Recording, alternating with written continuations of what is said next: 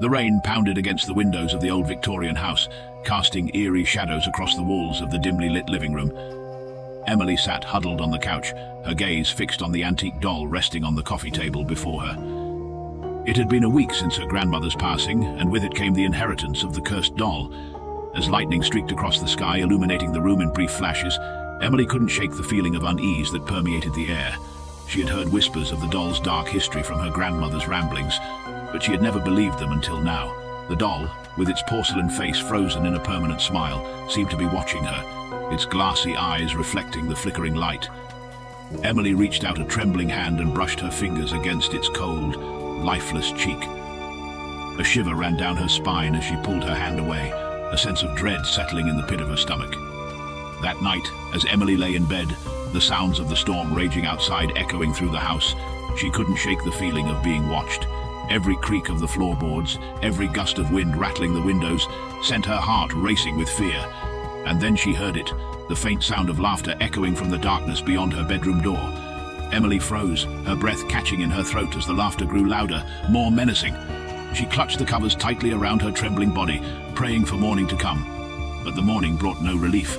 As Emily ventured downstairs, her eyes red-rimmed from sleepless nights, she found the doll sitting on the kitchen table, its smile seeming to widen with each passing moment. She tried to ignore it, to push aside the feeling of unease that gnawed at her insides, but it was no use. Days turned into weeks, and still, the doll seemed to haunt Emily's every waking moment. Strange things began happening around the house, objects moving on their own, whispers echoing through the halls, shadows flitting in the corners of her vision.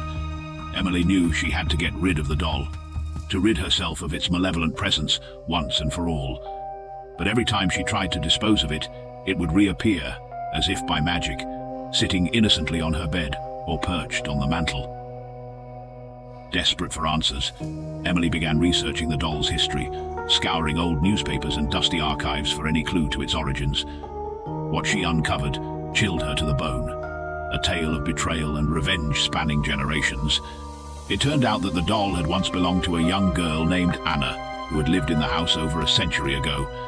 Anna had been the daughter of the housekeeper, a kind-hearted woman who had cared for the family's children as if they were her own. But when the master of the house discovered that Anna's mother had been stealing from him, he flew into a rage, blaming the innocent girl for her mother's crimes. In a fit of anger, he locked Anna away in the attic, leaving her to die alone in the darkness. But Anna's spirit refused to rest. Enraged by the injustice of her death, she had cursed the doll, imbuing it with her vengeful spirit and ensuring that whoever possessed it would suffer the same fate she had endured. As Emily read the chilling tale, a sense of dread washed over her. She knew now why the doll refused to leave her side, why it seemed to torment her at every turn. But she refused to let Anna's spirit win. Armed with newfound determination, Emily set out to break the curse once and for all. She gathered supplies, a bundle of sage, a vial of holy water, and an old family heirloom passed down through generations, and prepared to confront the malevolent spirit that had haunted her for so long. That night, as the clock struck midnight, Emily stood before the doll, her hands trembling with fear and anticipation. With a deep breath, she began the ritual, chanting ancient words of protection as she sprinkled holy water over the cursed object. At first, nothing seemed to happen. But then, as Emily continued her incantation, a low, guttural growl filled the air, and the doll's eyes began to glow with an otherworldly light.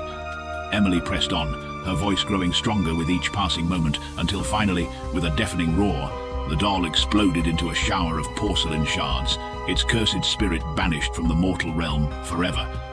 As the echoes of the explosion faded into silence, Emily collapsed to the floor, exhausted but victorious. The curse had been broken, and Anna's spirit could finally rest in peace. But as Emily surveyed the wreckage of the doll scattered across the floor, she couldn't shake the feeling of unease that lingered in the air.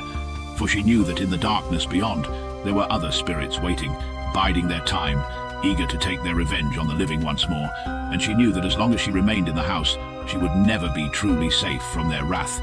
With a heavy heart, Emily gathered her belongings and fled into the night, leaving behind the cursed house and its haunted memories forever. But try as she might, she could never escape the feeling that something was watching her, waiting for the perfect moment to strike. And so, as Emily disappeared into the darkness, the shadows whispered of a new tale yet to unfold, a tale of vengeance, of betrayal, and of the restless spirits that dwell in the shadows, waiting for their chance to claim their next victim. Thank you for watching. Please subscribe, like, and share if you enjoyed this video.